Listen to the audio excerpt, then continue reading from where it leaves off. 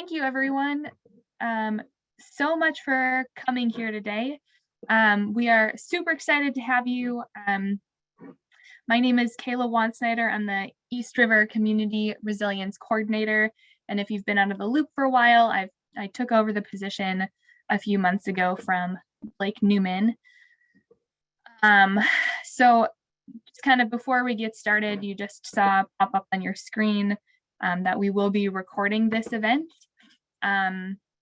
Just for future viewing purposes, it's going to be uploaded onto our website later on.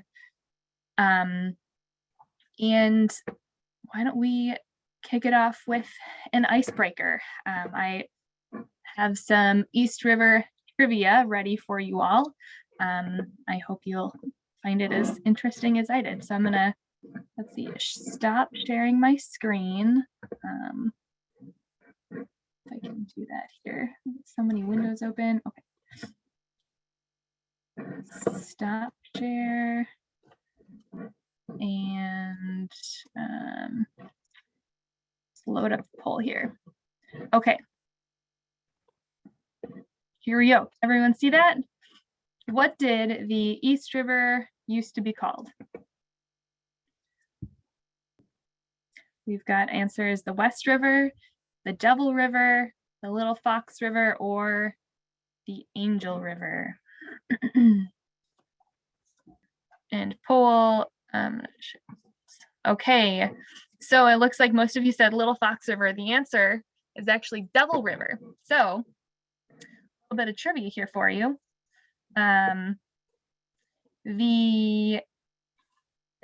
East River used to be called, first it was the Manitou River, then it was renamed the Devil River, and then after that the East River. But it was called the Devil River because the native people told the French settlers the story that there was a monster that used to live in the banks of the river, and they said that, this is in quotes, that he had a large tail, and when he rose to drink, the waving of his tail stirred up high tempest winds. And so when the settlers would go out on a journey, they would utter an invocation of safe passage, and they said, as they scattered some tobacco leaves, that "Thou who art the master of the winds, favor us upon our voyage and give us pleasant weather." So, kind of some fun, interesting trivia for you. Okay, so let's move on. I'm going to start sharing my screen again.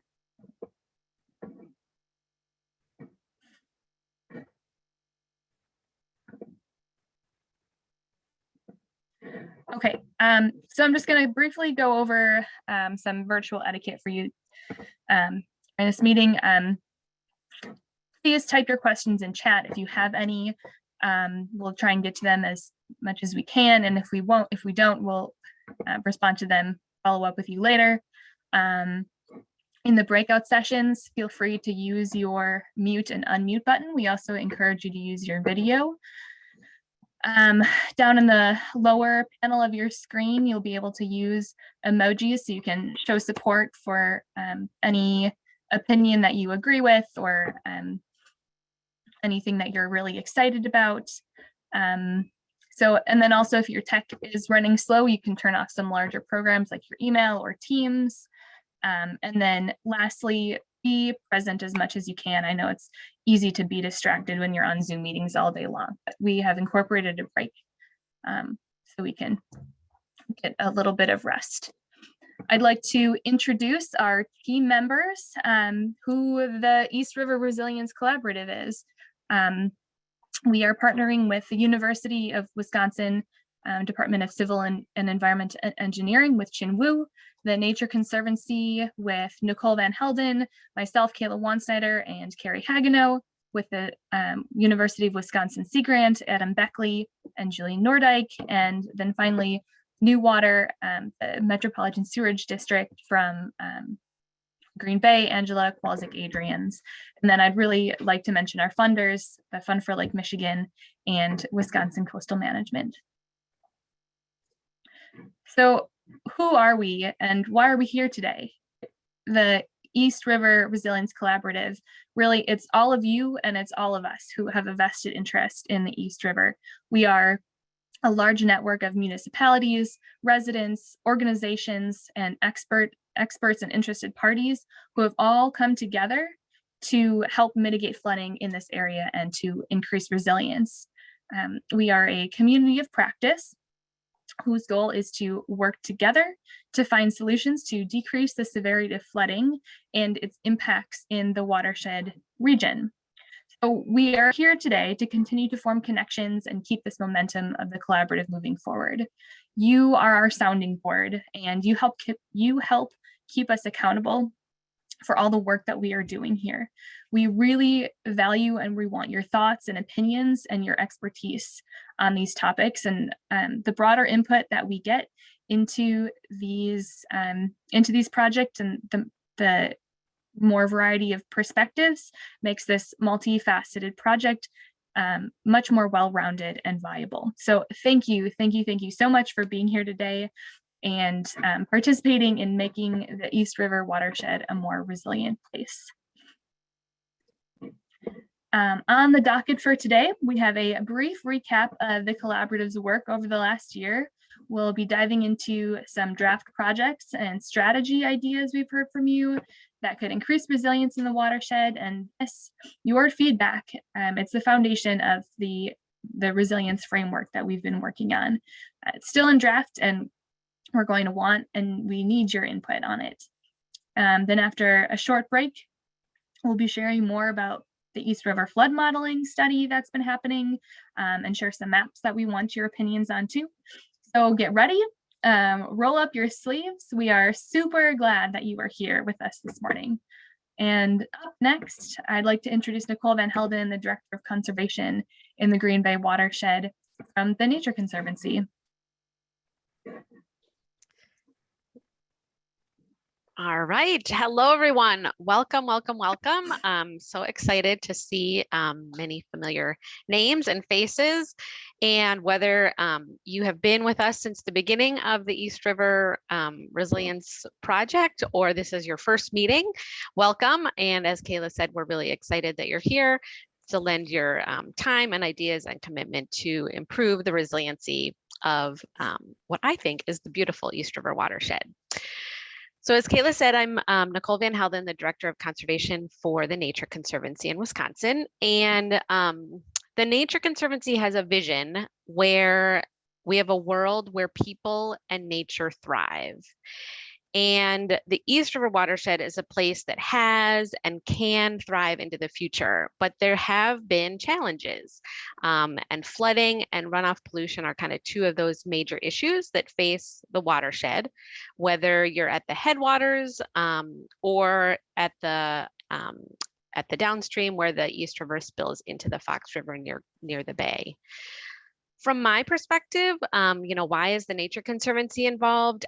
I think nature has a really important role to play in helping us solve these challenges. And that's super exciting to me because I think nature also provides co-benefits. So if we can help use nature to help solve flooding and runoff issues, we also get other benefits like open space for wildlife habitat, recreational land for people to enjoy, farm fields that are not only growing crops, but regenerating soil with year-round cover. So we also need other solutions too, and nature can't do it all, but that's one reason why I'm really excited to participate as a member of the Nature Conservancy. And we need people. So nature is not going to solve this all. We need people too. And one of the favorite parts of my job is working with people, many of you on the call, to share, to learn, to co-create projects, and to find the money and the people to get them on the ground, and then see that work come to fruition. So what's so exciting about the East River resiliency work is the people. So it's been super fun this summer. The field tours that we held, from rural towns to villages to the big city, from the headwaters to the bay, we really need to work at a watershed scale to solve our flooding and runoff challenges. And there's things that each of us can do individually to help solve these problems.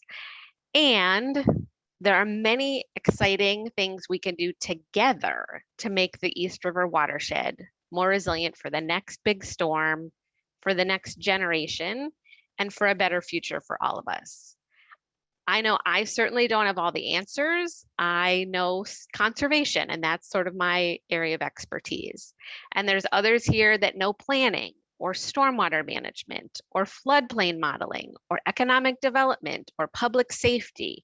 The list goes on, and hopefully you can find yourself in that. But the power is all of us bringing our own perspectives and expertise together for a common purpose.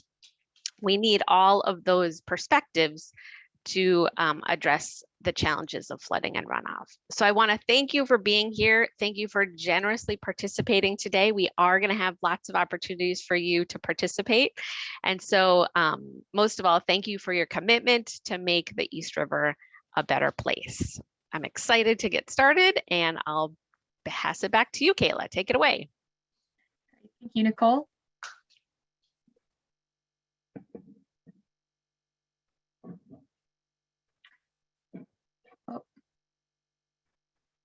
Okay, so I'm going to go over just a quick, brief overview of our 1.5 year recap since the last forum that you heard.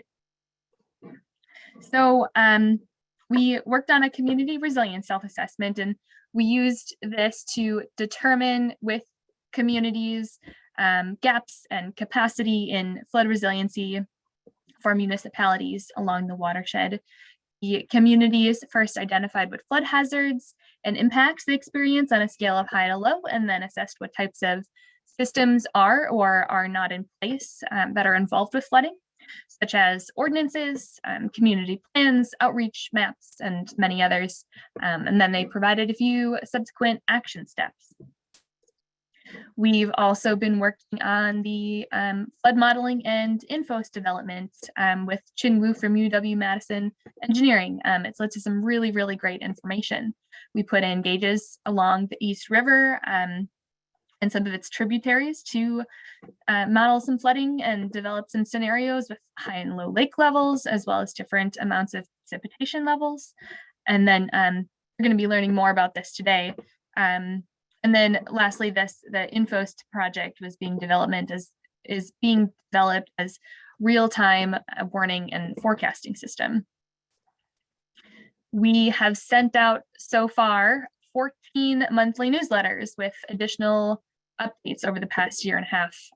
Hopefully you've gotten these communications. I know they tend to be a lot. They started in December of 2020. And if you're not on the email list and you would like to, please let me know. We can fix that. We have put on 3 different field tours that took place along the upper, middle, and lower areas of the watershed. We invited a variety of speakers to these events, and we learned about agricultural runoff treatment systems, low impact design, green infrastructure, and emergency preparedness strategies.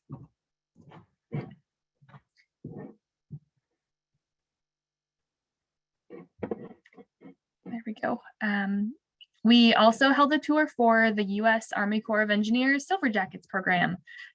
They are a program that looks for ways to maximize funding for projects that reduce the risk of flooding. So we took them on a tour of the whole watershed. We went to a number of different sites and some areas dealing with flooding issues. We talked to a variety of municipal staff and officials and heard a lot of different perspectives across the watershed, some challenges that people are facing and achievements. And then other projects that we've been working on, attended are listed here.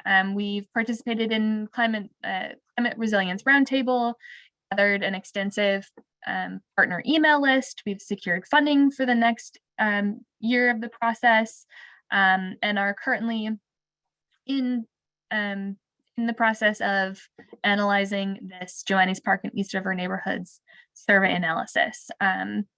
Sorry, it's the survey. We are looking forward really looking forward to these next couple of years and some of the other projects that we have lined up. So with that, I will now pass the torch to Julia Noordyk from the Wisconsin Sea Grants, and she is going to be talking about a new resilience framework that we are developing. I'm gonna stop share, and Julia, you are up.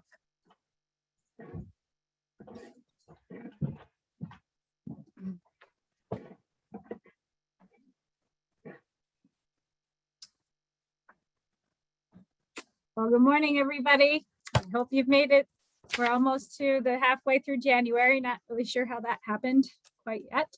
I'm going to share with you some information about the East River Resilience Framework. This is kind of the culmination of the last I don't know, a year and a half, I guess. Kayla said that. It's kind of a blur. It really is just to emphasize that it's really a work in progress and draft. And in the last year, we've really been focused on gathering as much information and input from our communities in this watershed as possible, which, and I'll share with you some of that moving forward. So just keep that in mind. And we are looking forward to also getting your input on some of this. Some of the folks on the meeting today have participated in some of these activities at their local level, but there's a lot of people that might be coming from a state agency or other nonprofits or other parts of organizations that partner with each other in this region. And so we're really excited to get your feedback too as we move forward.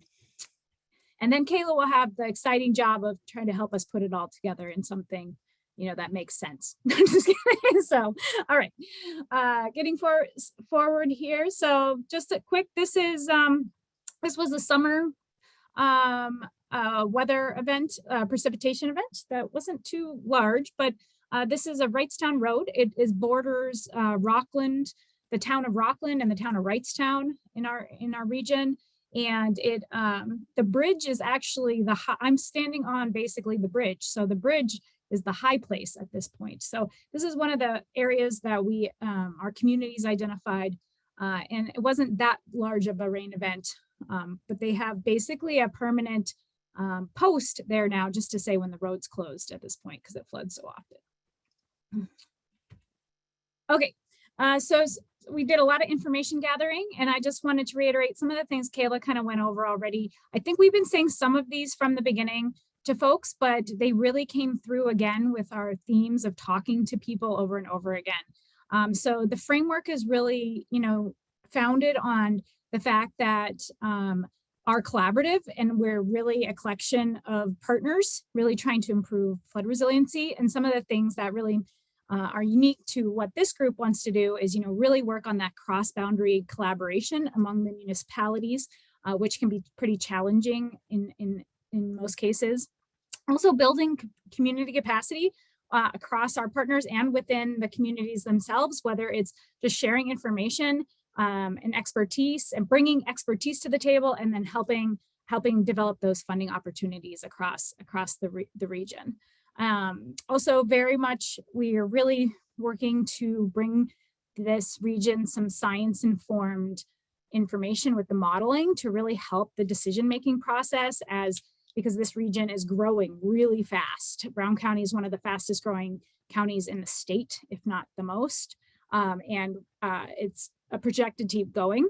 They're also doing that highway, I should know this, exchange from I-41 to I-43. So that's going to bring even more development to the midsection of the East River Watershed.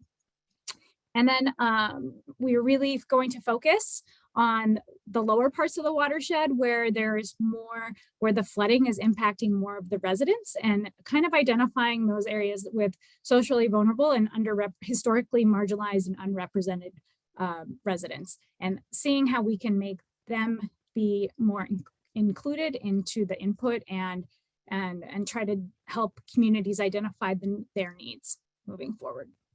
And then last, really what we also heard, and you'll see some of this in the results coming up, is really an interest in using these nature-based solutions designed to improve with these co-benefits. So focused on nature-based solutions that really are help reduce our quantity of water and flooding, but also provide those water quality and quality of life benefits to our communities. So with that, how did we get here? Well, we've done a lot of work. So Blake Newman was our former fellow before Kayla. And when he started, he went out and did interviews with 29 folks. There's across the watershed and locally, and ranging from municipal and county officials. And he really was just trying to introduce himself, but also, kind of start the conversation about what are the big issues around flooding, what are the major barriers to addressing flooding for these communities, what are the biggest opportunities out there, maybe to collaborate, data needs, and what does flood resilience look like? What is the vision if we were a more flood resilient watershed? We also, as Kayla mentioned, over the summer, and we just wrapped up actually last week, doing community self-assessments and questionnaires. And so we were able to work with 7 of the 10 municipalities in this watershed, which is wonderful. And it was really exciting because I was able to participate in a lot of them and meet the folks on the ground. Wrightstown, Rockland, Ledgeview, De Pere, Bellevue, Alloway, Green Bay. So we met with their staff a lot of times, or their boards or their planning commissions. So these were really people who have brought that local knowledge and expertise to the table. It was a very good experience, and we got a lot of great insightful things about what they want to see for that vision. The questionnaire did a couple things. So it had 3 kind of phases to it. So we met with most of the municipalities twice to go through these phases. So the first phase was really identifying and talking with the communities and their staff about what type of flood hazards are impacting their communities. So here you can see kind of some of the results from the communities we talked to. The legend is at the bottom. So you can kind of see that it's really quite diverse across the watershed. I think, some of the riverine flooding is definitely, you can kind of see a progression from the upper reaches, switching down to the lower parts of the watershed and what's impacting. So across the board, people were dealing with flooding, floodplain, riverine kind of flooding. There's definitely, there in the lower parts, there was some storm sewer capacity issues. A lot of our stuff's aging, but in the upper parts, they don't really have stormwater infrastructure to begin with. So they're not going to really have those issues. Lots of ice jams, people concerned about the East River backing up due to coastal influence, ponding, flash flooding, and then in some areas, you can see again, if you look down, like the Rockland, Wrightstown area, they had higher concern with like drainage ditch backups. So there's some really great opportunities to think about like how quantity is affecting the rural areas versus the urban areas here. Another way to look at this is kind of like what kind of which of the hazards really stood out just across the board. So again, riverine and floodplain flooding affected many of them. The stream bank erosion was something that most all communities mentioned and was a concern of theirs in general. The ice jams impact not just those downstream communities or where the ice jam is happening, but also the any community upstream of them also. So during this session and phase, we also asked people about, so you have these flood hazards, what kind of community impacts do you also have? And so we covered, and to what severity are they? Low, moderate, or high impacts. So we did them in certain categories where it was critical infrastructure, facilities, services. So you can see here those types of things. A lot of those ones are always listed in a hazard mitigation, like the Brown County All Hazard Mitigation Plan too. Some of the other ones, though, that might not be listed in a hazard mitigation plan are the community assets, like parks, trails, heritage sites, we included the East River itself as a community asset. And then also the socioeconomic, really trying to start thinking about the people aspect of flooding, not just, water quality as impacts. So is there long-term, are there public health concerns? Are businesses being interrupted? And are there even repetitive lost properties that communities are seeing? And then also, again, along with those lines, really trying to think about a little bit more carefully and just at least start the conversation about what are the public impacts potentially to your community from these flooding events. So I don't really have a summary for this because when I was looking at it, it was extremely diverse across the communities in general. So there wasn't really any major trends or anything. Certain ones, depending on the type of infrastructure, had certain things. So, maybe it was a lift station, which you'll see later, that was a concern, or some water utilities, things like that. But in general, there weren't in many parts some of those critical facilities located in the East River floodplain areas at risk they had seen. Closer to the lower parts where you're starting to think like Alloway and Green Bay area, that's when we start to see some of those more like socioeconomic and public health impacts related to residents and business interruptions, and potentially having residents that have like mold in their basements and so forth like that, and or communities that are not just strictly mainly English speaking communities. The big one, though, that pretty much every community, the big category that everyone did comment on at some point was community assets. So the East River Trail is very valued for many of the communities, and it's in the floodplain. So there are issues all the way along it. So some of those communities did start to even talk to each other already about trying to do something. But even up in the, we heard even up in the far reaches, there's an interest that it's a community asset, and they would love to see it be, kayakable. And right now it's just not in a position to be that. So that, and then also a lot, along with that stream bank erosion, a lot of people identified that there was, topsoil loss, and their waterways were being impacted by stream bank erosion and runoff in general. So we also, the second phase of this process with the communities, we really went into depth, long, comprehensive questionnaire. We talked about every single question with communities, really in different categories. So we had community planning, we had emergency response. I think there was a rural section, and we had a long list of these quote resilient practices that we were asking communities if they're doing already, or if they're doing already or have something about that. So they filled that out, and we work with them on that. So this is just an example of like a community planning section. I think some of the learning lessons from that, also what part of the exercise was really good, because it was bringing together different perspectives within each of the communities, different departments, or, even just different, if it was a planning commission, it kind of highlighted that not everyone actually is on the same page or knows what the same information or has the same perception of what an action might be being taken in their community. And this was common for all of the communities we worked with. So then what we did is, then the third phase is we had the communities run through a somewhat of a discussion, not quite a prioritization, but what they did is they all identified through those lists of question and hazards, what hazards were most important to their community, and which actions they thought might be really relevant to what they were interested in doing and seeing in the watershed also. So all of the communities that we work with did this. And so here's some of the results kind of in some of the categories that we found.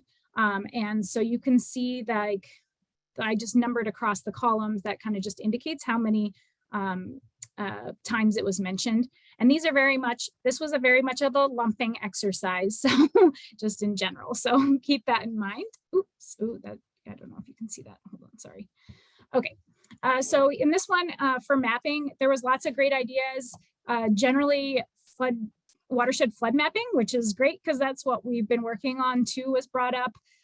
Really thinking about understanding where those high risk areas are in general in the upper parts of the watershed. So they could, and some of the comments around this were, so it could help inform their, their boards or, their councils and thinking about how they could develop places better or more, how they could develop, places where they might want to avoid development versus it might be okay. Also along with this is several communities mentioned, being able to do modeling that was strategic around storage and where they could do mitigation, or if they were, a developing community, where are the best places maybe to not develop in terms of storage? Is there places that we should be saving, really? And there was definitely some mapping around evacuation routes in socially vulnerable populations and just local flooding. All recognizing that Brown County has started this in general and has a good start, and they wanted to augment some of that work. In terms of planning, a lot of the planning conversations really focused on emergency preparedness, I would say, and then also with flooding, some of the planning questions that we had. So a lot of them were wanting to do, Brown County has been doing a wonderful job in helping coordinate things. And then the Green Bay Fire Department's been really involved in reaching out. Now they're expanding who they're working with in the communities for emergency response to flooding. But the communities kind of realized that they might need their more community specific community preparedness really. So they looked specifically at what was going on more in depth in their communities in terms of evacuation routes and things like that. Another thing was, maybe we should really start to think about where in our community plans we can actually include flood mitigation, like comprehensive planning and things like that. And then also green infrastructure was brought up in terms of doing more of that in certain areas. In terms of policy codes and ordinances, a lot of comments as I was reading through, and this really was, it wasn't just that you couldn't really tell the what am I trying to say? I'm trying to say that rural and urban areas had similar comments to each other. They would really like the thinking about how ordinances could actually help communities deal with stormwater issues without costing money. Basically, what kind of ordinances can we update? Can we include future precipitation rates in them? What about floodplain encroachment? There was a lot of concern about development really taking up the remaining floodplains that we have, and how can we and protecting environmentally sensitive areas too, in general. Interesting enough, a flood stored ordinance was brought up a couple times in different communities.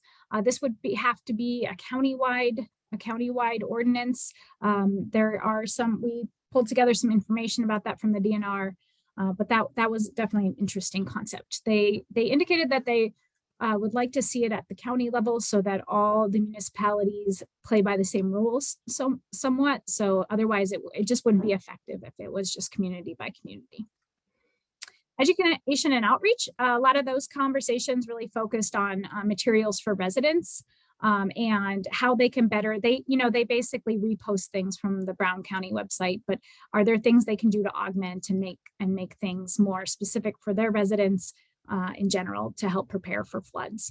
And then also with green infrastructure that was brought up too. One community even wanted to move forward pretty quickly with translating some of their outreach materials into multiple languages like Hmong and Spanish.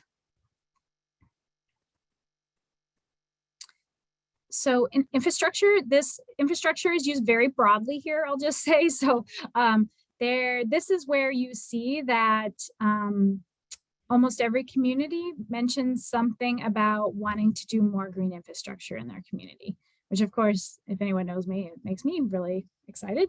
But this was great news. And then also, thinking more about how they can develop properties in a more sustainable way too, in terms of low impact development. How can we not use a more of an approach that doesn't, make flooding worse for somebody else in general. There was talk about stabilization of stream bank in restoring stream banks in the area. There's definitely some mixed perspectives in the watershed about development and how this watershed should or should not be developed. There were concerns that, and they came from all across. So there's various pressures in each municipality has their very, very different approach to development, which was very clear, diverse. So in the rural areas, they don't particularly have like urban stormwater type infrastructure, but they have a lot of drainage ditches. And so what they had been noticing up in the upper reaches was really that water's moving more quickly. There's a lot of drainage tile going in, and actually it can be, and there's more water, there's more precipitation, intense precipitation events. So they had some hydrologic concerns up there. Some of their wetlands they think aren't really functioning that well at the top. And then also, just how much, how these drainage tiles are really just pumping a lot water a lot more quickly into their ditches, and they're starting to have to think about like upsizing and maintenance a little bit more in certain areas. There was a few communities that talked about how they might want to consider redesign, like how they could think about their stormwater sewer design in general, and what kind of implications that means if we're getting more intense rain events, and whether they need to be, maybe something might be looked at in terms of modifying those. One community does have a lift station, some lift stations, so they were very interested in that. So I'm probably getting over time here. So regional collaboration. So I think this is the last one I have here in general. So this was also brought up numerous times. People are very much supportive of us doing this work together. They would like to work with each other. They are friendly towards each other in general, neighbor to neighbor. And I think they are more than willing to, a couple of them, many of them said, we are willing to meet and help coordinate on problems, such like as the East River Trail. Funding came up for a lot of, especially the smaller communities, like funding's a big issue. So municipal staff capacity is extremely limited in terms of funding. So I think there's a role for a lot of the folks on this call to help play in helping our communities really access and acquire some of the funding to get this work done, because they just don't have the capacity to potentially identify projects, go through the whole granting process. And so how can we actually leverage each other's expertise and capacity to do that? A couple people did bring up forming a drainage district in this area and how we might go forward with that. Okay, so I think what I'll do, I can't, let's see anybody. Okay, so what we are gonna do, I guess I would like to, I'm gonna stop sharing for a second so I can see people again. Can I get a time check from somebody? We need to be in our breakout rooms in 8 minutes from now. So we have a little time for Q&A, and we have to run that poll. And perfect. Yeah. Julia, we do have some questions. Yeah. Okay, yeah, but I would love to just pause for a second and see. I just gave you a lot of information. So if anyone has any questions or comments, I would love to hear them, entertain them. And you can throw them in the chat. So we do have some questions in the chat already. Let me read them to you, Julia. Let's see. Brie Kupski, she would like you to speak to responses in the public health section of the questionnaire for the community resilience self-assessment that we did. Sure. So this was, I guess it wasn't unsurprising when we went and started talking to communities, but I don't think it's something we've thought about, I mean, it could just get overlooked. But when we really went to start to talk to a lot of these communities, many parts of the watershed do not have residential or business impacts to flooding. as you start to get past like the rural, more like anywhere, like I would say, so you have Ledgeview and then, past Ledgeview. So De Pere doesn't have any impacts. De Pere has a very tiny little sliver in the East River, so they don't have any impacts. And then as you move up, there's no like structures in the waterways. And then also within many of these communities, aside from Alloway and the city of Green Bay, these are typically, any residents around the East River are typically more in the middle to upper income brackets. So there's not as much social vulnerability populations as you move away from the very lower parts of the bay. So we didn't hear a lot about public impacts until we started talking to those communities a little bit lower. And mostly it had to do with,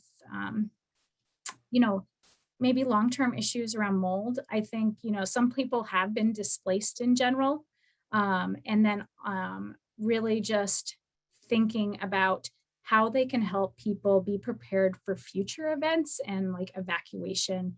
There's a lot of concern and not concern, but like a lot of positive momentum to planning for the next flood and making sure that people are safe and they whether they're going to be evacuated or not. So those were some of the public health things we heard. We have a question from Mike Grimm.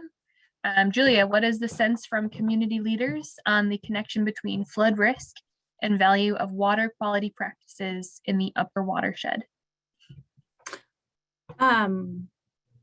So in the very upper parts of the watershed, they don't have a lot of flood risk. But so just in general, if you, we're going to show you some maps later, and it comes pretty clear where the flooding issues are really centralized. However, so in terms of that, however, but they really do care about flooding in general for the whole watershed. So some of the strongest comments and perspectives about developing wetlands came from those rural communities that were upstream from the problem. So they've been seeing over the last few decades that flooding's getting worse, like around GV in the past. So they were definitely really concerned with that. They are also, from a municipality standpoint with water quality and working with the agricultural community. So they don't really have a lot of jurisdiction over that in general. On the flips, they do care about it, but on the flip side, most of those boards, like the planning commissioners, and we met with the town board chairman, and they've been very, very engaged. So they are the farmers. So they're very interested in, they talked a lot about cover crops and that those kind of practices were happening in their communities. And some of those communities in the upper watershed were very wanted to be more proactive about protecting wetland spaces, and then also just even concerns about hydrologic dysfunction of their headwater wetlands in general, saying there was a comment like, we have these wetlands, normally they store a lot of water, but we've seen recently, for whatever reason, we think it's getting filled in with sediment, that it's not able to have as much storage capacity in the part. So they were really engaged and really did care about the health of the watershed overall in general. But even though they didn't have flooding issues, risk per se themselves. Okay, do we have time for one more question? Nope, we need to go to the poll and give the instructions on the activity. Okay, I will try, I don't know, sometime to try to answer questions in the chat. I'm not really sure how I'm gonna do that. So what we're gonna do, we are gonna do our first, let me just explain this, Joy, before you jump in here. So what we're gonna do is we're gonna do a choose your own adventure. So you're gonna be able to select, we're gonna do a poll so we can see which breakout groups topics are the most popular, and whatever ones you want. So we make sure we have, you'll be able to go into whichever one you prefer in general. So we're about to do that poll in general. So here are they're kind of based on the things I just went through. So you're going to get to say, I would like to go to the mapping one or the outreach one or whatever. And then we will figure out how many breakouts of which ones we need in general. You will then self-select into that breakout group. And after Joy does the poll, I'll kind of talk through that a little bit more too. But why don't we do the poll? Oh, great. You can pop it up right now. So you can kind of take a minute and see which one you'd like to have a discussion on.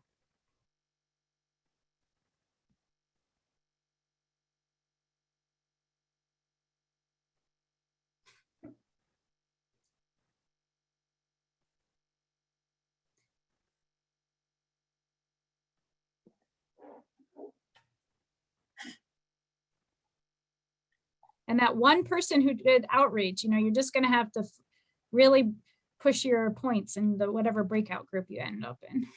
So, but if there's not enough for a specific group, what we'll do is we'll probably join a different one too. And you can, yeah, so. Wow, regional collaboration, all right.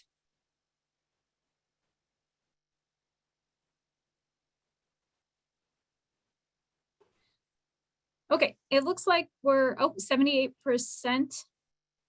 Oh, now we've been in here a minute.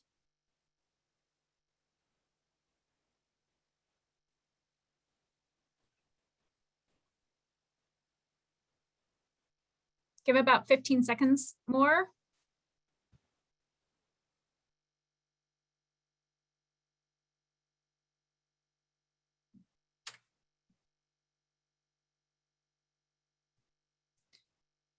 Okay, so what we're gonna do, we just need to, so we'll have, Joy's gonna do some math and figure out how many breakout groups. And it looks like to me, I think, Joy, there is probably enough for the mapping discussion in general. So I guess I would probably keep that one in there.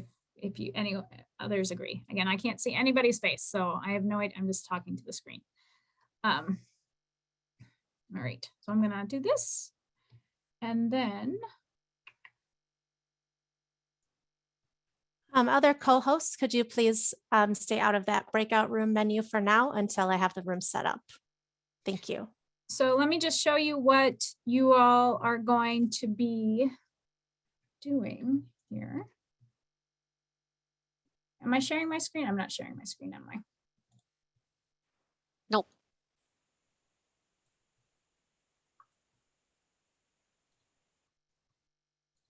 Okay, we are going to go, you're going to go to a platform called Jamboard. It's a Google product, and it's kind of like a giant whiteboard, and it has like sticky notes, and you can insert images and text boxes and so forth like that. And so this is the online virtual space that we'll be sharing, and you'll be working with a facilitator on in your group. And so what we're going to do in this discussion is we have kind of some of those bullet points that you just saw when you picked, and you'll just have group discussions. These are some kind of the guiding questions in there. So kind of clarify and define the action. So just make sure everyone, whatever you select, you talk through what you're actually talking about, because some of them are kind of nebulous, like watershed flood mapping. Like, what does that mean to you, and why did you want to talk about it? What does success look like? What are some next steps? What are resources exist? A lot of you on this call have resources and capacity and technical expertise. So I really hope that you come to it from the perspective that you all have something to bring to this collaborative and can add input into this process. Be kind to your facilitators. We have kids at home because of COVID. We have recovering people from sickness. It's just been nuts. I'm sure many of you are in the same boat. So please be kind to your facilitators and help really, bring yourselves into a good discussion and your ideas. Turn on your videos so we can do a little networking and get to know each other a little bit more wherever you go. Probably, and then also we are also just taking kind of the perspective when we talk about these things, like as a collaborative, as a watershed group. It's not, my individual community wants to do this. or like, how could this be applied, these ideas be applied as a watershed collaborative in general? So I think I probably forgot some kind of directions, but does that make sense? Oh, hopefully the link to the Jamboard is in the chat box. Yep. We invite you to go there. You can put up your own sticky notes, your own notes and so forth like that. Oh, and then, sorry, this is the last thing is that Joy, what is going to happen is now that Joy has made the breakout groups, what you're going to do is you're going to be able to self-select into them. If you're having problems, you can just stay in the main room and Joy will help get you where you need to go. But you're going to be asked down at the bottom, it says breakout rooms, a pop-up should say breakout rooms, and then that will open up and then you just join the one you want. You can like rejoin other ones in general, but we're just hoping you pick one. If you start to see the group fill up like past 7 or 8 people, one of the ones you wanted to go to, pick the one that has less people in there.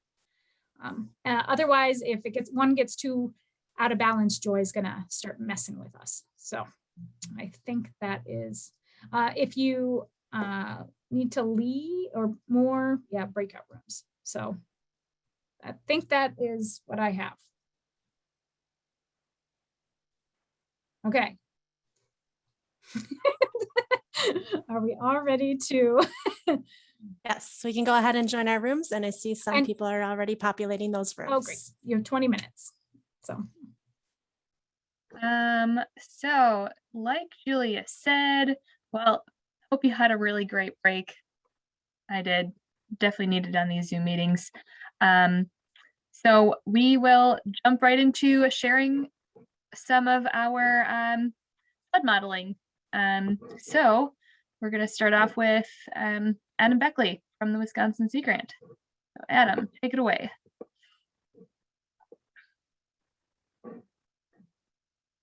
Hello, everyone. So we'll be talking about the East River Watershed Flood Modeling Study with myself from Wisconsin Sea Grant, as well as Professor Chin Wu from UW-Madison Civil and Environmental Engineering. So before we kind of get into the details of the modeling, one question is why would we do a watershed flood model study? And I facilitated the last group talking about mapping in the East River watershed and just some of what does success looks like, determine where a majority of the inflow comes from, map flooding for unmapped areas under kind of the FEMA floodplains, produce useful products that can be used to protect development in our regulations and ordinances, as well as predicting when flooding might occur in advance for emergency response. So just a kind of sampling of some of the topics we talked about. And so those are all really good reasons to do flood modeling. And if I could sum it up in one picture, it would be to give us some knobs to turn and understand how flooding can be changed in the East River watershed based on a number of factors. And so that is kind of the crux of why we would develop an East River watershed model to look at all those things that were mentioned in the breakout room. So what are some of these factors that affect flooding? Well, you know, for our at-risk infrastructure, number one thing that would come to mind is rainfall that happens on the landscape that puts water in the East River that can perhaps push it up and flood folks' homes. The topography is very important. Low-lying areas are more likely to flood. As we change land use to more maybe hard impervious surfaces, the ground can no longer absorb the rainfall as well as it used to be able to, which can increase flooding. And Green Bay is situated on Green Bay. So, excuse me, the East River watershed drains into Green Bay. And so the level of Lake Michigan can change how the river can drain, and not just the static level of Lake Michigan, but when we get those northeast winds down Green Bay, that can push up a storm surge back up into the East River and further impact that drainage. Other things like culverts and other constrictions on the river can slow down how how the water drains and increased flooding. The 2019 flood event in March, a big factor that was snowmelt and ice jams, especially combining with those constrictions that can increase flooding. And then in urban areas where we have our storm sewers that help drain the water away, when those get overwhelmed, that can contribute to flooding. So a lot of different factors that we need to account for and can sort of adjust and explore in our flood modeling. And so at this initial scope of the East River flood model, our purpose is to sort of look at the flood impacts and start to get at what sort of losses might be anticipated, and then model the East River flooding under scenarios of extreme precipitation and lake level changes. So kind of starting at two of those major factors that impact flooding in the East River. And so what are some of those scenarios? Starting with lake level scenarios, here on the screen, we have Lake Michigan water levels from 1920 to 2021. And Lake Michigan has a range from its record high to its record low of over 6 feet. And folks in the East River watershed certainly experienced the record high water levels that occurred in 2020. The lake has dropped quite a bit, now to about a foot over the long-term average here, which is shown in red, but still above average. And like I said, that can affect how the East River is able to drain and slow down the flow. But not just, as I said, the static lake level, but when we get those northeast winds that can push up the lake temporarily. And so on this graph, I've put this purple line for the record high daily average. So the water level averaged out over the day, 583.8 feet. And then on the converse, if the wind's going the other direction, we can get temporary lows. And so here's the record low daily average, 575.7 feet. So these are sort of the lake level scenarios we would be considering in a flood model of the East River. Then looking at precipitation scenarios, one place we reference is called the NOAA Atlas 14 that has precipitation statistics from data from 1896 to 2010. Shown here are precipitation statistics for Austin-Straubel Airport, which is where rainfall has been measured for that time period. There's a lot of information that can be gleaned from this graph, but I'm going to kind of cut it down to a couple of the scenarios that we considered. And so looking at rainfall depth, and we looked at a duration of 24-hour rainfall. You can look at 1 hour rainfall, you can look at 10-day rainfall. Obviously, a shorter time period would be more intense rain, and a longer time period would be more sustained rain. But a standard rainfall depth that folks often talk about is the 24-hour rainfall depth. So those statistics are based given in probabilities. So for our 1 year recurrence interval storm, so this is a storm that we would expect to occur on average once a year. And so that's about just over 2 inches of rain. And so when we think outside that framework of a 1 year storm, we think in terms of probability. What is the chance that that storm will occur in a given year? 99.9% chance that at least 2 inch rainstorm will happen in a given year. When we start to think of larger events, 3.4 inch rainstorm, that has a recurrence interval of 10 years. So we think a 1 in 10 chance of that storm happening in a given year. And so it's not going to happen every 10 years. It's not going to, if we get a 3.4 inch storm, this 2021, which happened in August, it doesn't mean another one's not happening for 10 years.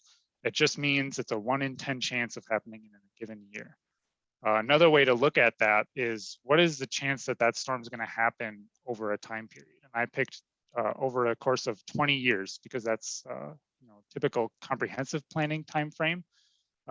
So if we think of that 10-year storm, there's an 88% chance that we get a rainfall that large over the course of a 20-year period.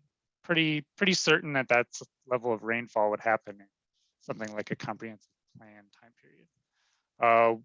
Something folks talk about a lot is a 100-year rainstorm at the Austin-Straubel Airport gauge. That is just under 5.5 inches of rain in a 24-hour period. Again, that 100-year refers to a 1 in 100 chance of happening in a given year. So a 1% chance of happening in a given year. If we think about that 20-year planning horizon, there's about an 18% chance that we'll see a 5.5-inch rainstorm. That's basically the odds of getting a number on a dice roll. So roll a dice, you hit a 6 in a 20-year period, that would mean a 100-year rainstorm would happen at some point in those 20 years. So it's useful to think of these probabilities not just in 1 year, but over a time period of which we're trying to plan over. And then thinking of a much bigger storm, the 500-year storm is over 7 inches of rain in a 24-hour period. Again, 1 over 500, but a 0.2% chance of happening in a given year. And thinking about that 20-year time period, there's about a 4% chance that storm would happen. One thing to highlight here is these precipitation statistics were created from 1896 to 2010. And one thing I've heard consistently in talking with folks is variations of, man, you know, there's just something different about these past few years. You know, the recent years, there's been so many rainstorms.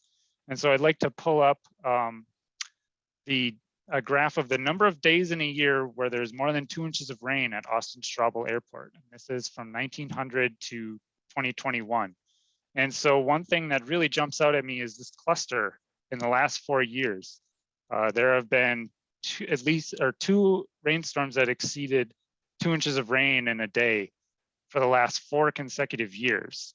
Compared with the rest of the record, there hasn't been one instance of 2 years in a row where there's been more than one of those rainstorms. We've got 4 in a row. So just want to sort of give credence to the fact of everyone saying, man, these past few years, it seems like something's changing. And so when we think about those statistics I just talked about, were kind of cut off in 2010. Certainly didn't include this time period here. Fortunately, to help us reframe that, the Hydroclimate Extremes Research Group at UW-Madison, led by Professor Dan Wright, just released the Wisconsin Rainfall Project. And one of the purposes of this was to update rainfall statistics to present day or future climate and future climate statistics, kind of recognizing that limit of the standard data that only went to 2010. And in a nutshell, it uses rain gauge data and weather radar to try and estimate potential rainfall probability.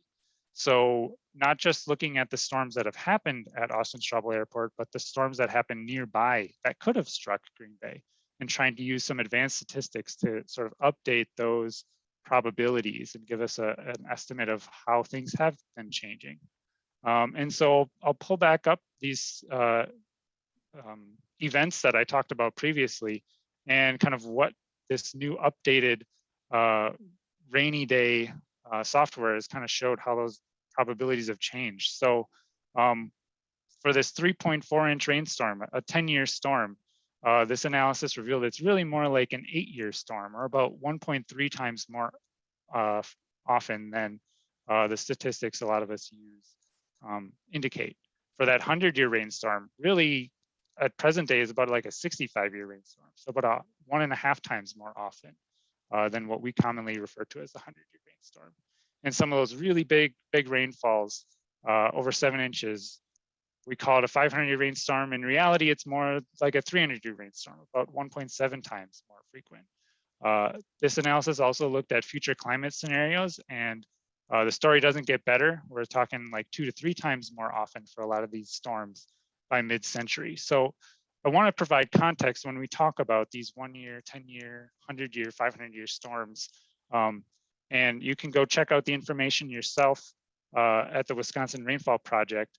But just keeping that in mind, that we are seeing more frequent and more intense rainfalls, and it shows up in the data, and there's starting to be analysis to kind of show that. Again, those dice are becoming more loaded against us in terms of flooding.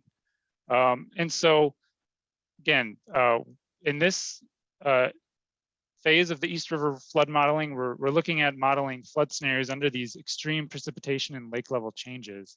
And the outcomes will be inundation maps of these different scenarios from an integrated hydrologic-hydraulic model of Green Bay for use potentially in future needs or studies. And at this point, I'm going to kick it over to Professor Chin Wu to talk about talk about the details of that study.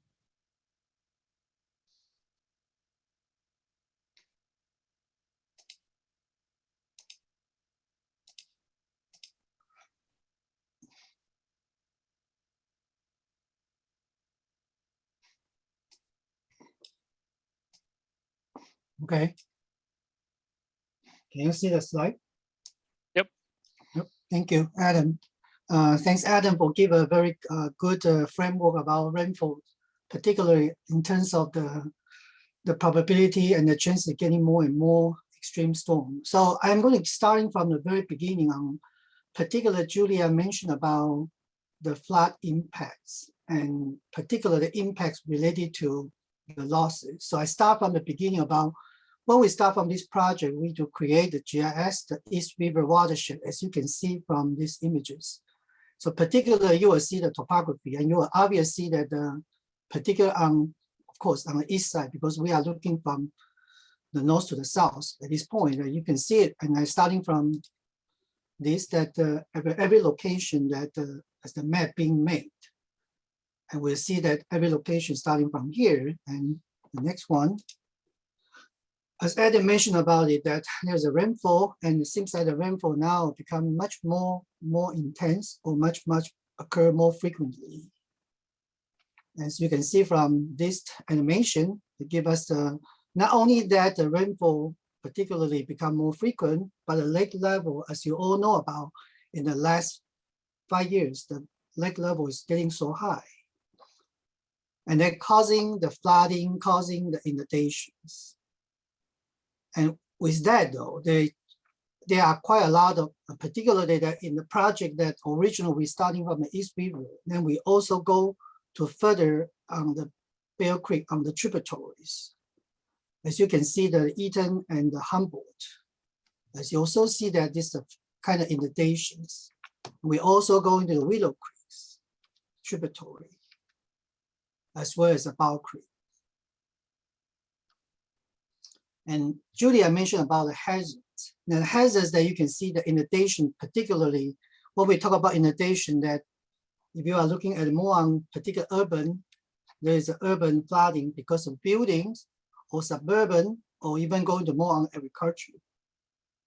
And these are more direct contact with the rainfall. Julia also mentioned about there are some not directly contact, but for example, the surfaces, for example, the road, somehow due to the flooding, the road cannot provide a service. And these are all community impacts. And these all community impacts that Julia mentioned about, a lot of impacts, but in the final goal for the projects that we would like to quantify the losses so that we will know which losses end up with the higher, and then we're going to focus on that. In order to calculate the loss, actually we will start from, as Adam mentioned about the dice, probability. For example, 1 year probability is 0.1. 100 years of the flood probability is 0.01. The way that we are estimate or assess the losses was starting from a probability. And for every particular, for example, on this, the building on the urban, every building losses, and there's a different per area losses for different type of buildings. For a lot of time we heard about vulnerabilities. Actually, vulnerability is not vulnerability itself. Vulnerability is a degree of damage, which is related to the flood depth. So flood depth is the most quite important thing for us to know. What are the depths? And in what depths, what are the degree of the damage? So it's a percentage. That's called vulnerabilities. And eventually calculate the what? Area, which is the flood areas. So the overall goal project is at the end, calculate the losses, and then you will go through from the right to left.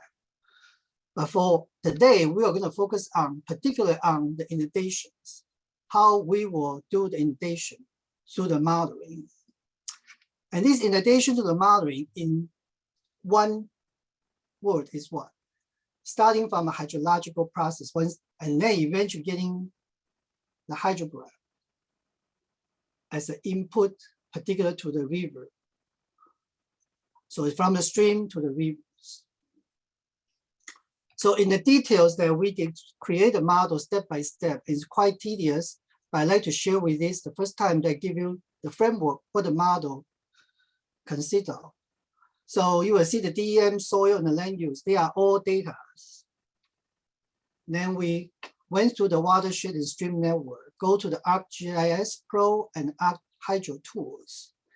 And I grabbed a couple of images there. As you can see, there is a stream flow, there's a stream directions, there is a stream, particularly on the flow accumulations. Then the next one is that you also see this kind of a catchment polygons processes, and eventually getting the drainage line and points. And then you're also getting a slope in general. So this is all done by the ArcGIS Hydro tools. Then we are taking the step that particularly using a called HAG geo, particularly as the input data for the HMS, stand for hydrological modeling system, which taking all of this, the area information, quantified, it become the number. So I'm going to introduce a little bit about, ensure that there is a whole detail about rainfall and runoff processes captured by the lake time, impervious, and the ridge junction and sink, particularly in the outlets from the stream to the river and going through the routings.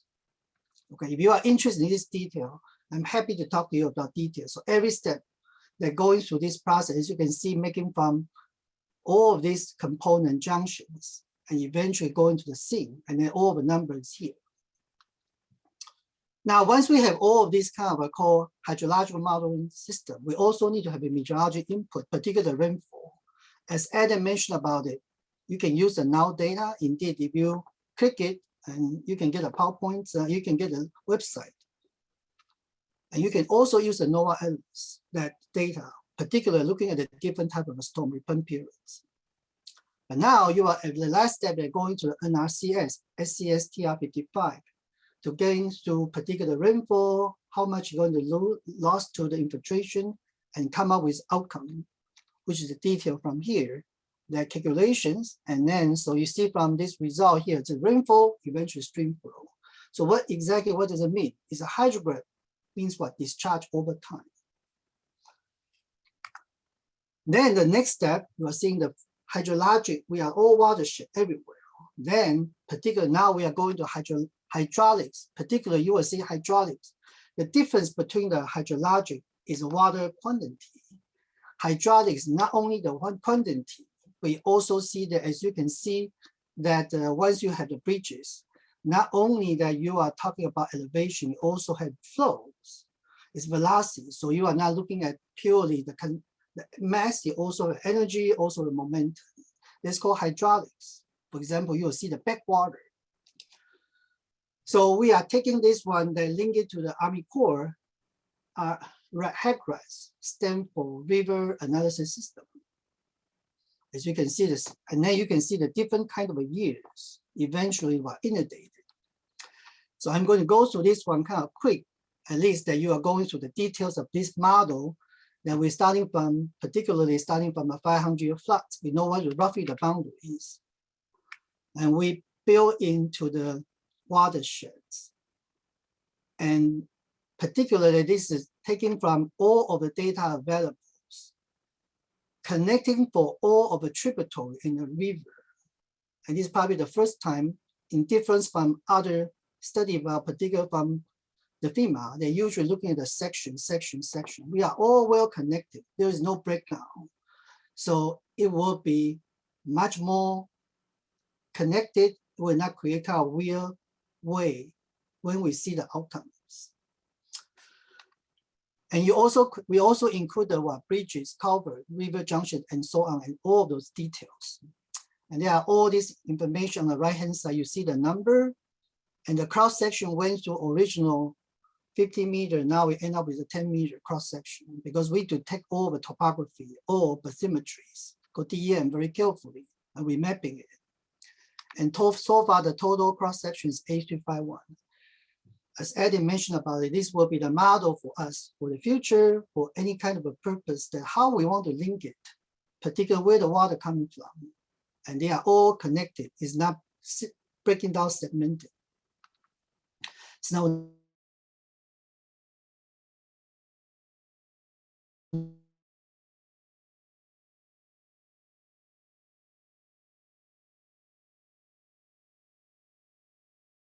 Now we are linking to that S. Particularly, you will see overnumber, which are overflow, overnumber, which are overflow coming from HMS, from the hydrologics. So we link the hydrologic and hydraulics. So now system is not only the water, but also moving, but they are all closely connected to each other. In order to test this kind of thing is correct or not, particular water level. So we did do quite a lot of field work with the help, and particularly from the Brown counties. And you can see that we put the water level gauges. There are 9 of it in 2020. Last year, we put another 4, becomes 13, particularly looking at tributaries. We also put in the flow gauges, in other words, discharge gauges. And for example, I can give you one of the things that for us to all looking at it. The day that we put it, and in 2 days, actually, there's a big rainfall, 2 inches. We're very happy about it. Oh, not 2 inches, excuse me, 2 feet coming up. So now if you're looking at this upstream, particularly on Patrick Road. Now, when you're looking at the highway G, you will say, oh, original on this peak, they're going to go down. But we started to see this particular quite interesting about an highway G. We all talk about the seiches. We all talk about the Green Bay water. You will see the seiche actually what affected up to highway G. So it's not only the rainfall, also the seiches. But now as you go to the downstream, particularly on Highway 57, the rainfall now become not obvious, but you will see quite a lot of seiches dominated. So these are the areas strongly affected by the lake levels. Now, we are not just taking the data, we are calibrated models, particularly that this is at the midway road on the upstreams, to demonstrate how important to look at the hydrologic and hydraulics.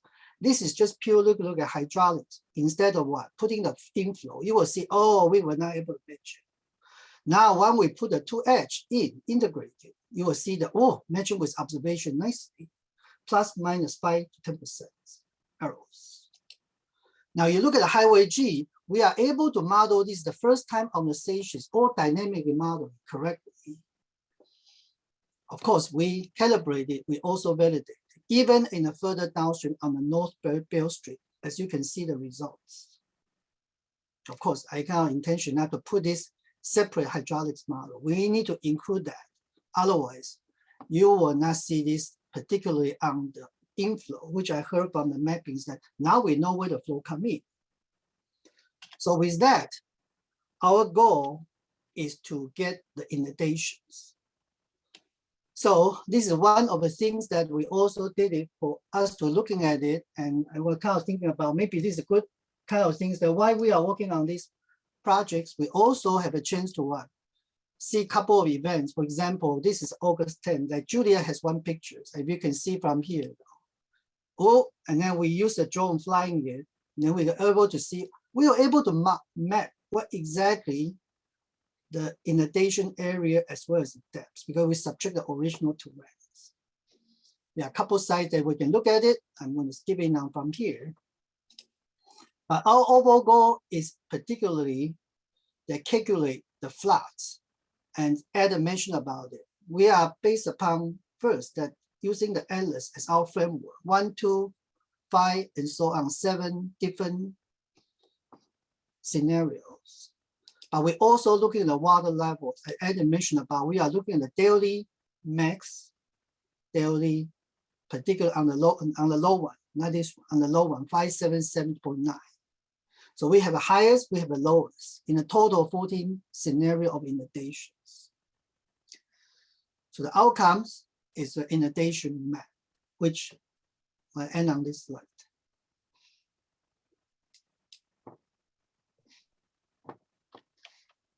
And we will be, we do have some examples of the inundation maps to share in an activity with in just a moment, but I think, Kayla, is there a question in the chat I think this is a good point to sort of answer questions about the actual flooding. I think there's maybe time for one Yeah, more. Melissa Schmitz wants to know, will the modeling project eventually take soil frost, take soil frost depth, for example, frozen ground conditions into consideration? Yes, the model has the capability to do though. We do the first cut at this point. But the model itself has the capability to do that. So it's possible, but in this analysis, we haven't taken that into account. This is sort of the starting point in getting, as Chin showed, the model working well for the scenarios and calibrated and validated.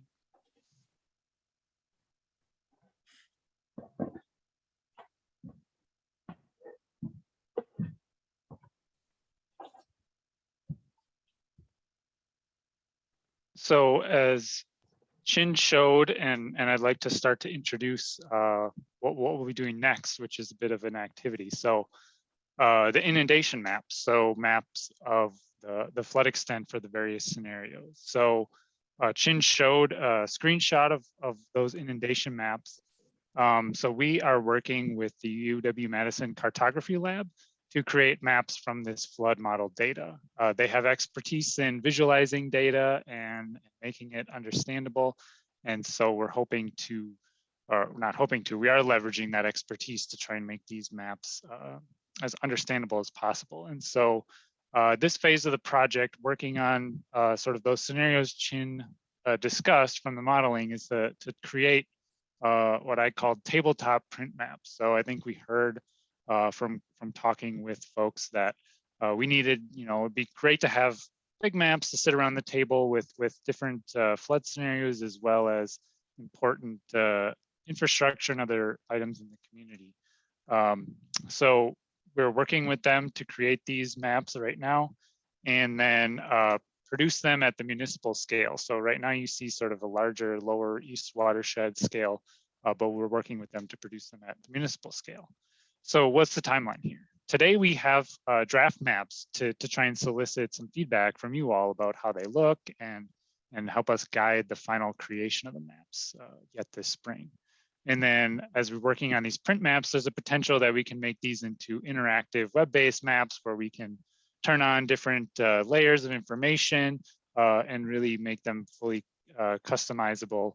And so what we want to do today is kind of in your participant packet, you have access to the to these maps. So let me jump out. So if you go in the participant packet, you have the agenda.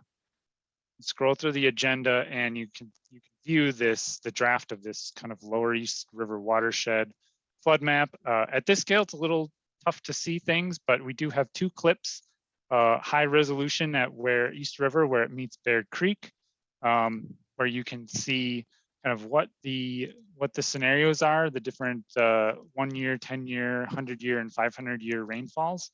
And I'll mention that these maps are all for the high lake level scenario, as well as the different infrastructure that's been included on the maps.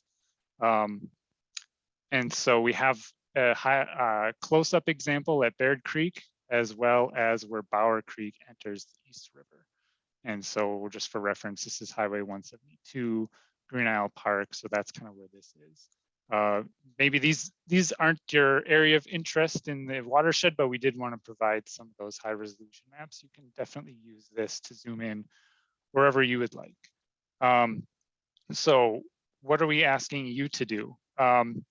So we'll be doing breakout groups in a little bit, but before we do that, we'll take a few minutes to do some individual reflection, give you a chance to open up that participant packet, take a look at the maps, try and understand what they're showing, look at the different scenarios and colors, just to orient yourself. And then we'll break you out into groups of 3, where you'll have sort of 15 minutes to talk with your group mates about a number of questions. And then we'll regroup to summarize main points from that discussion. So the questions we're looking for feedback are, one is, how could these maps support your work? We want to get an understanding of what you envision these sorts of maps being useful for. And so we have a shared Google document for you to work through your breakout groups on.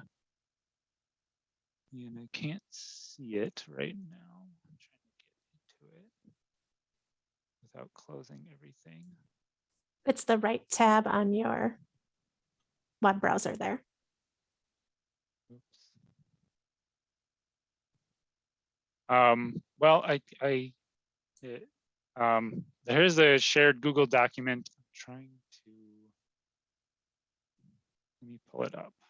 There we I just put the link to it in the chat as well. go. Okay.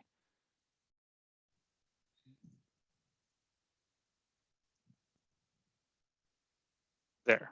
Sorry, I could not see where it was on my screen. I couldn't actually click on the button. So in this shared Google document, there are these questions. How can these maps or modeling support your work? And then in your group, you can kind of make notes. What's your role, zoning administrator, and what you think they could do to support your work. What do you like about the maps? Looking for feedback on how they look, color schemes, the symbols, legends, what's in there, or other things. You like the scenarios that are chosen. And then question 3, give feedback on what's missing from the maps or what can be improved. Are there any infrastructure facilities that aren't in there that could be impacted by floods you like to see in the maps? Maybe some symbols or descriptions aren't clear. Give us the feedback on that as well. What scenarios are most important to you? And we'll sort of review that and summarize it. So with that, I think we can get a time check on how much we have for individual reflection, and then I think you'll be put into breakout groups. To look at the maps and talking with your groups, I saw the document getting populated very quickly and a lot of good feedback in there. So I think we'll just take a few minutes to kind of highlight some of the big things that I saw in these comments from folks. So first, sort of how can the maps be used? Some notes about being able to do neighborhood level work and talking to individual parcel owners. They could be useful for that. Open space preservation.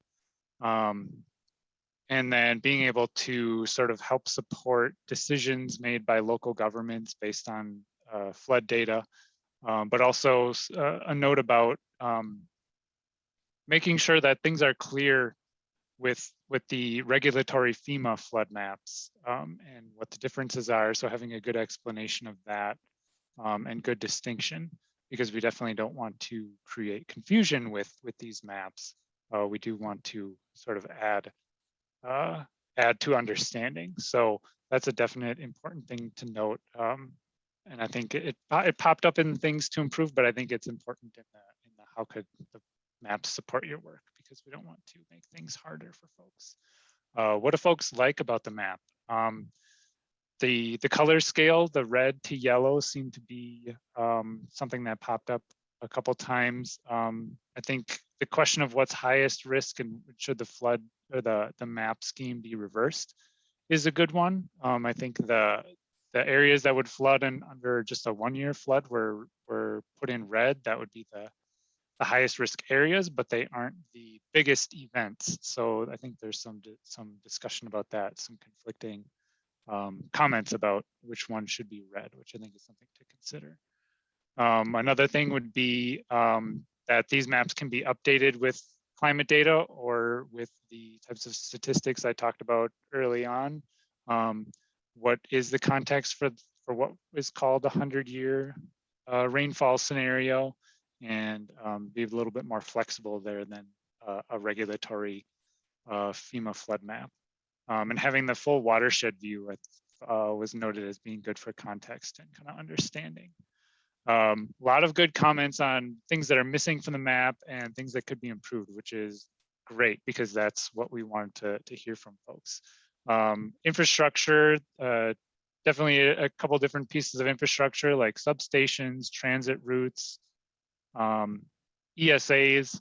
I think for these sort of print level maps, it'll be walking a fine line between things being overcrowded and things being understandable, but I think those are definitely good good things to note. And then a question about, you know, that can this be interactive? Can layers be turned on and off?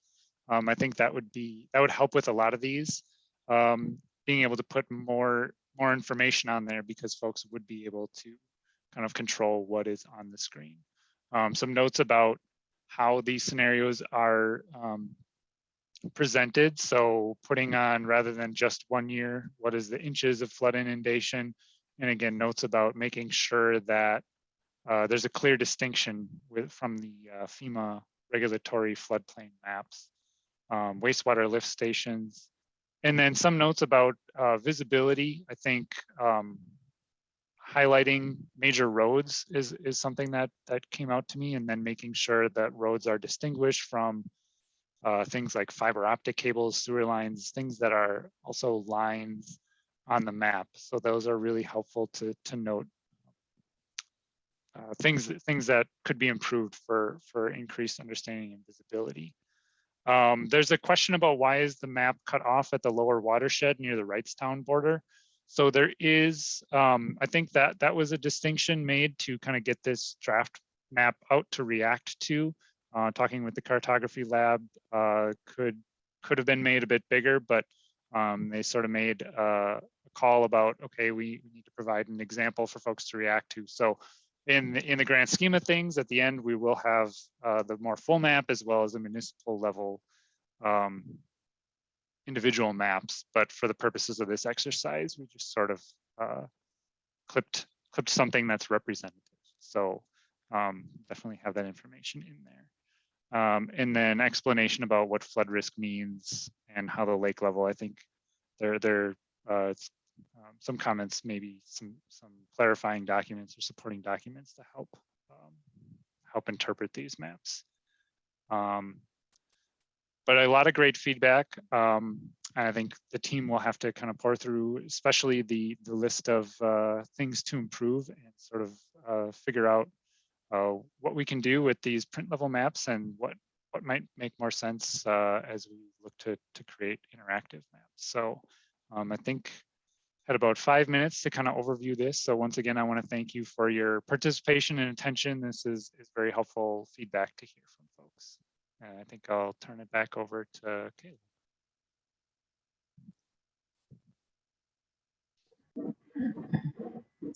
All right. Thank you very much, Adam. Great overview. Okay, so with that, I think I'm going to, let's see, Joy, do we have time for a single question? I think we could take one question. One question, okay. Can I, Adam, I wonder if you could just clarify when maps will be done or available, or where, or when we'll be hearing about that. And Kayla, if you're going to cover that as next steps, totally good. Because people have seen these drafts, and like, when will they be able to see more areas?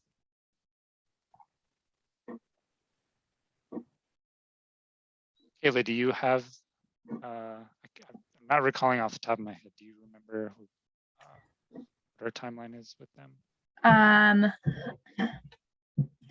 When we're going to be getting maps out to people was the question, Nicole. Yeah. Hey people, we are really just happy to make it through today. So, Yeah. Okay. So, you will hear from us. Here's a good answer. So you'll hear from us. Sorry, I do have an answer, Nicole. I mean, we're going to be working with the cartography lab over the next 6 months. So this is just literally the first thing they've sent us just this week. So I think, our ideal, like what we plan to do is to have maps that we can print out, like big ones, to sit on a table. But then also we are in the middle of our project is working on creating a website that's our hub website, GIS hub. I'm probably getting that wrong. And hopefully we will be able to also develop the online maps that mimic or complement the same information too. So over the next 6 months, 7 months.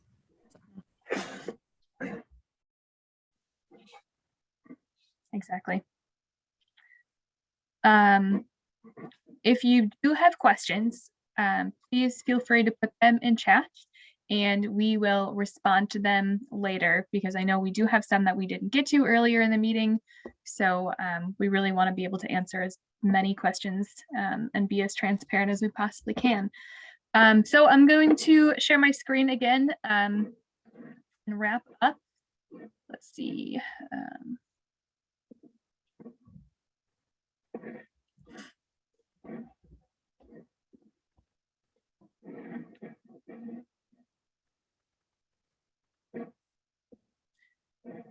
Oh.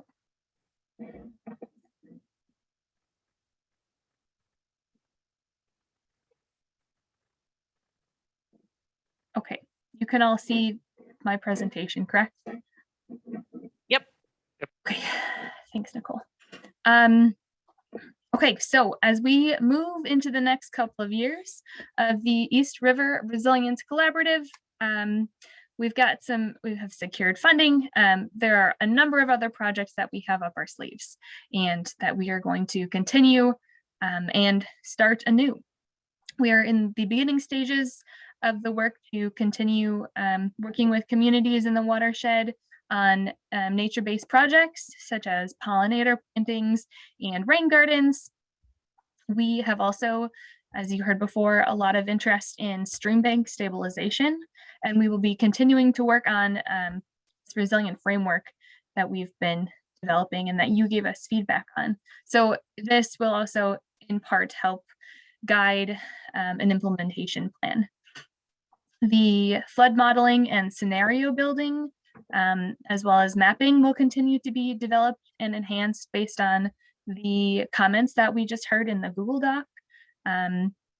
We'll continue working on the Infos project with real-time forecasting and real-time warnings. And we'll be giving you an updating information as it becomes available. Next, we'll be communicating with and updating municipalities on the community resilience self-assessments that we also mentioned, that a lot of you filled out last year.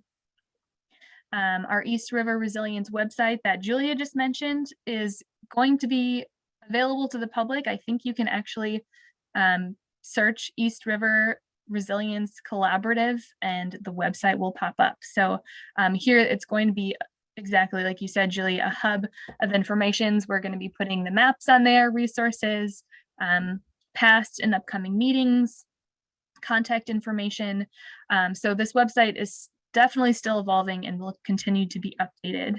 And then lastly, of course, we will be continuing to work with communities and residents and you all throughout this project and keep you in the loop and up to date.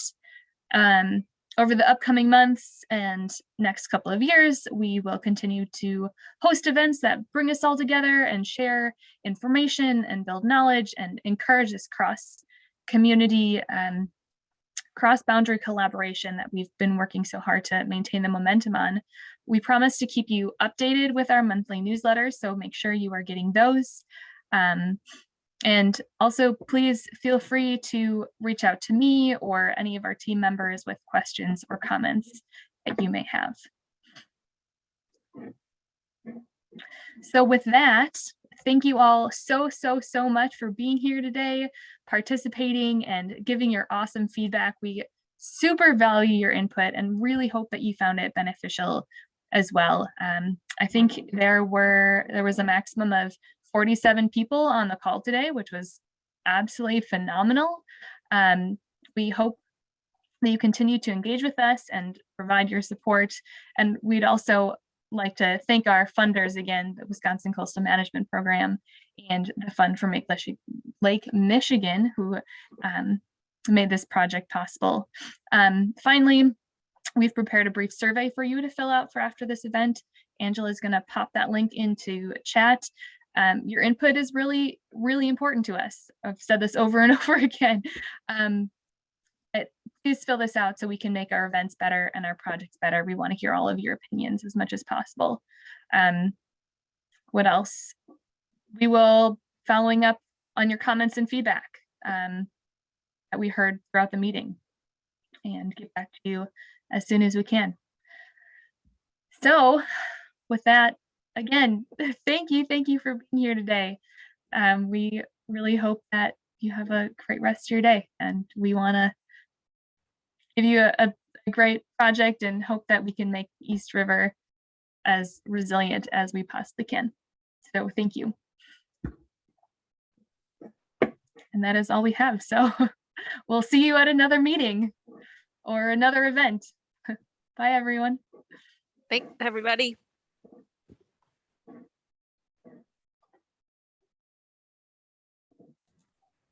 Can Joy stop recording?